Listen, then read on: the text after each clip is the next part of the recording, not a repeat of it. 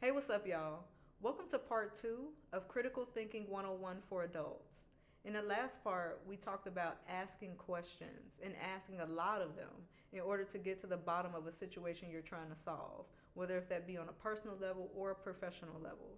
Sometimes we don't ask ourselves enough questions. Sometimes we don't ask the person next to us enough questions. And that person could be your friend, your boss, your significant other, your mom, your dad. You know your situation better than I do, so you just plug it in where it fits. But you name it, that's who you need to be asking questions to.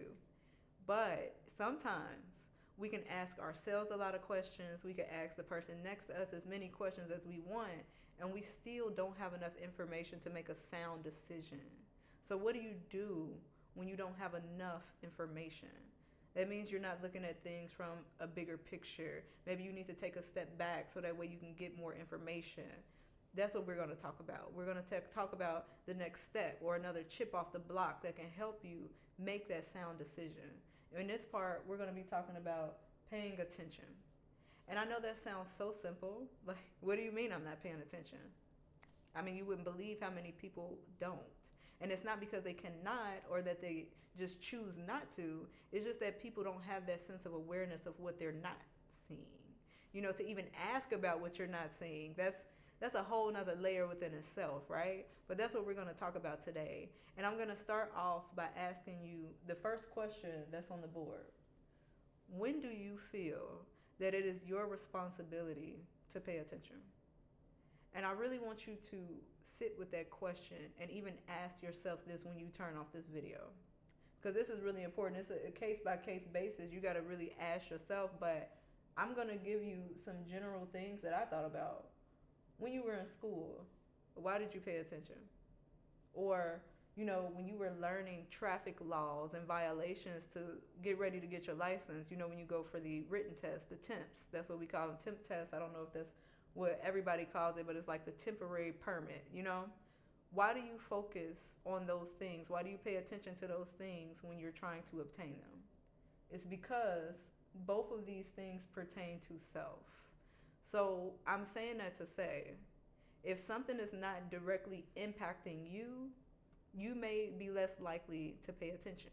It's like, oh, okay, that's not have nothing to do with me. I'm gonna just go on about my day, yeah, whatever. But that's rooted in belief. You hear what I said? Like, if you do not believe it will directly impact you, you pay less attention. That is rooted in belief, not reality, right? So you could turn a blind eye and be clueless about a lot of things. And that's the sole reason why you cannot figure out the problem. That's the reason why you cannot get to the bottom of it, because you're not paying attention to the things that you need to pay attention to. You're only worried about self or what's like in your face today. It's so crazy because you know how they tell you to take precaution, or they say like prepare for this, prepare for that. If something's not directly in your face, then you're gonna miss that too. So I don't know. When I start to think about that, that makes me wonder how much I really just have not been paying attention. Because the thing about people and situations is that they have layers. There's things that people say, there's things that people don't say. When people are putting on their representative, they are saying and doing the things that they want you to see, so that way you could perceive them and whatever the situation is a certain way, when it's a whole nother thing. Like I said, when you are being asked all these questions and you still don't have enough information to move forward, you have to figure out how you can get it by looking at the bigger picture. And when it comes to paying attention, there's two things that you must do. You must observe and you must ask for discernment. That's a big one. You have to ask for discernment because only God can give it to you. And discernment is one of those things that comes in the form of a hunch. It's like, I haven't seen it. This didn't quite happen to me. But when I think about this, or I put two and two together, or even like, I got a feeling. That hunch, like I said, I have a feeling that something is off. And I don't know what's off, but something don't smell right to me. It could be like a particular thing about the situation. Like, you might know a person and feel like they telling you the complete truth. You know, they probably telling you about 60%, but there's something inside of you that feels like they're omitting information. It's something that they're not saying. Sometimes you have to just go with it. Not saying that you could just blindly say, oh, this person is doing this because this is how I feel. You don't know exactly what they're doing, but you know that something is off that could make you decide to stay put or choose to go in a different direction at the time. Or, like I said, stay put and just wait until you have it. And that's not a bad thing. It's truly not a bad thing. I'm going to tell you, this is more of like a personal situation to where I would say you would need to pay attention, observe, and ask for discernment.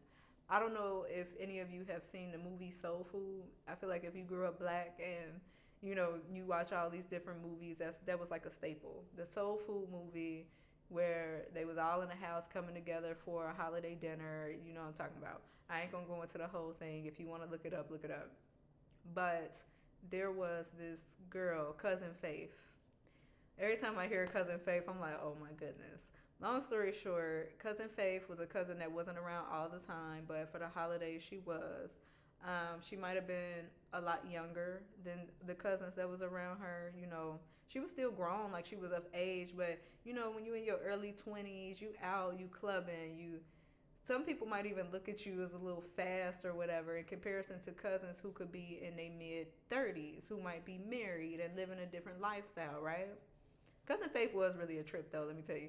She was, because she slept with her cousin's man, okay? So the reason I'm bringing this up is because I'm going to tell you a situation. It don't have nothing to do with me, but it's kind of close to home. But, all right, this particular person that I know who, we had a decent relationship. We don't really talk anymore. But I found out that she did something to a relative that's crazy, like Cousin Faith. She ended up messing with her own relative's man. What? For me, I feel like as much as I love you and as much as I love spending time with you, I'm not going to touch you with a 10-foot pole anymore, because if you're going to do that to your relative, what you going to do to me? I feel like you don't have nothing to lose. You don't care about nobody else but yourself. So for me, that's enough information for me to not deal with you, at least to not that extent, because I don't know what it is that I have that you want. You see? So that's my perspective, right? But there's somebody else in the mix who really felt close to this person who was doing this stuff to people.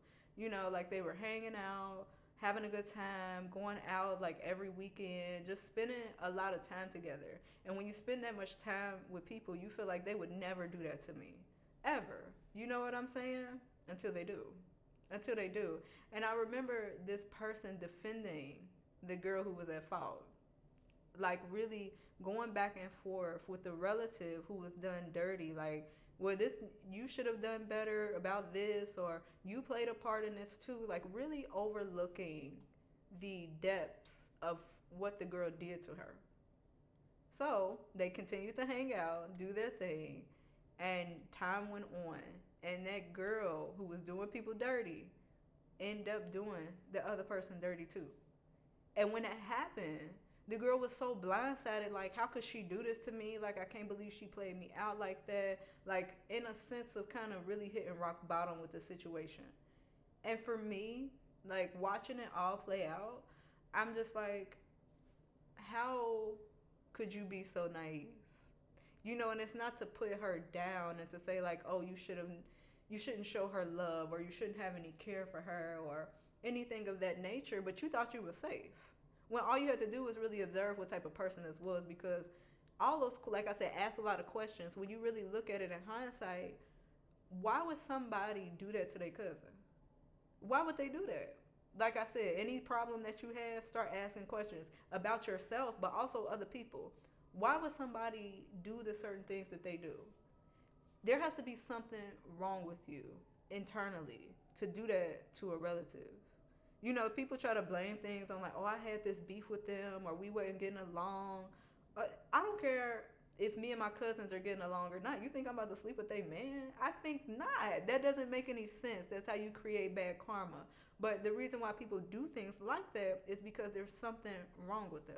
It's not necessarily saying like, oh, she's just too damaged or we better than her or anything like that, but there's something going on the inside that this person is not saying, that they're not handling, and when it comes out in a deceitful way, in a harmful way, to where they got to cut down everybody else so that way they could feel better about some things. Or like, oh, she got a good man, I want that good man. It's like, it's for selfish reasons. So when you ask yourself, why would somebody do something like that, and you uncover like only somebody who got something wrong with them would do that, why you dealing with them? The only way you find yourself in that situation is if you're willing to overlook certain things and you're not paying attention because it's not directly impacting you at the time. The girl blew off what she did to the other girl because it didn't have nothing to do with her until it did. You see what I'm saying? Pay attention to the people that you're around, and pay attention to how not only they treat you, but how they treat other people. Because if they talking to you about other people, what makes you think that they're not talking to you, talking to others about you? There's just those questions that keep coming up. Even when you start paying attention, questions, it always leads back to questions. But like I said, you can ask God for discernment on that. Like, okay, I haven't seen this person do me wrong, but what do you think, Lord? Let me know how to move with this person. Or if there's something that you need me to see about them, please uncover it. Because if that person is doing something to you, or has intentions for you that will take you off your path, take you off your course that God has planned for you, God don't want that. He just doesn't. And he will give you the discernment. Now, sometimes, like I said, it comes in that hunch, but sometimes, God lets us get so far to where we do have to experience things. But sometimes when we get that far to where God is like, no, you have to go through this, I think it's because we miss certain things as well. Like, we still had to learn the lesson, and you cannot diminish the value in that. But had we paid attention a little bit more before, or we had those tools prior, like we building the tools right now, I think we could have prevented ourselves from going through a lot of things that we've been through. You might be thinking about like old situations right now, but don't get caught up on that, because right now this is why we're talking about it. I'm trying to make sure that you have the tools to see what you haven't seen before, not just in other people, but within yourself, and why you aren't seeing these things. Are you going to get it every time? No, absolutely not. Like, there's no way, because like I said, in life, there's lessons that you have to learn. There are things that might be hidden until God say, like, nah, I need you to see it now, because you weren't going to see it in the way that I needed you to see it back then. You weren't ready. You needed time to learn. You needed things to experience, right? It goes down the list of the other bullet points that we were going to hit in this critical thinking lesson. The asking questions, the paying attention, and pulling from experiences. All of that stuff plays a factor. This is only one part. But you paying attention is what's going to help you ask more questions. It's going to help you pull from the experience that we're going to talk about in part 3, But think about this. And really go home and ask yourself this. This is your homework. When do you feel that it is your responsibility to pay attention?